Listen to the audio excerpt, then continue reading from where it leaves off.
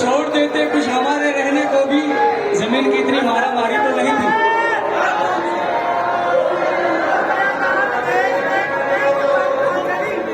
ये धरती केवल तुम्हारी तो नहीं थी, छोड़ देते कुछ हमारे रहने को भी, जमीन की इतनी मारा मारी तो नहीं थी।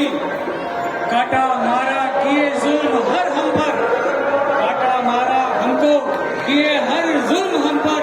काश कोई वकील करता हमारी भी पहरेदारी, काश कोई हमारी भी अदालत होती।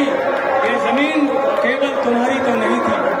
इतिहास पढ़कर देख लीजिए, बड़े बड़े विद्वानों ने, महाबलियों ने शस्त्र चुको सिंगलो लासवाला के सिंगल में बेनती है जुबानों के लिए बड़े बड़े शस्त्र ले जाओ अपने छेती तो छेती शस्त्र। इनकी जरूरत जब पड़ी जब जुल्म हद से बढ़ गया, शस्त्र की जरूरत। उल्लासनगर की फौज में बेनती है फटाफट शस्त्र लो अपने। महाराज कहते हैं चौकर अज हमा हिलते दे गुजर। दो मुसलमान भाइयों ने गुरु गोविंद सिंह जी महाराज को कहा, आप शस्त्र क्यों खा रहे हैं?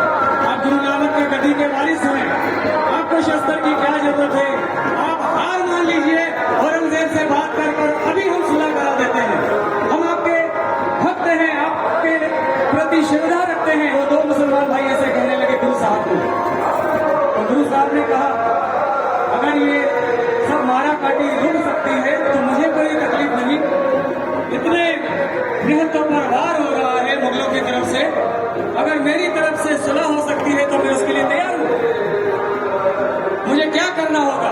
गुरु साहब कहने लगे दो मुसलमान भाइयों को, उन्होंने कहा, आप हार मान लीजिए, सुलह हो जाएगी। गुरु साहब ने कहा, ये मैं नहीं कर सकता। मैदान जंग में हार हो जाना अलग बात है, हार मान लेना एक अलग बात है। अभी मेरी हार नहीं हुई। उन दोनों पठान भाइयों ने कहा, आपकी हार तो हो गई है, आपका महल उजड़ गया, लाखों सिंह सिंगड़ियां शहीद हो गए, आपका महल तक नहीं रहा, आपके पैरों में यहां तक के चप्पल तक नहीं है, आपके साहबजादे शहीद हो चुके हैं, अब आपके पास क्या है?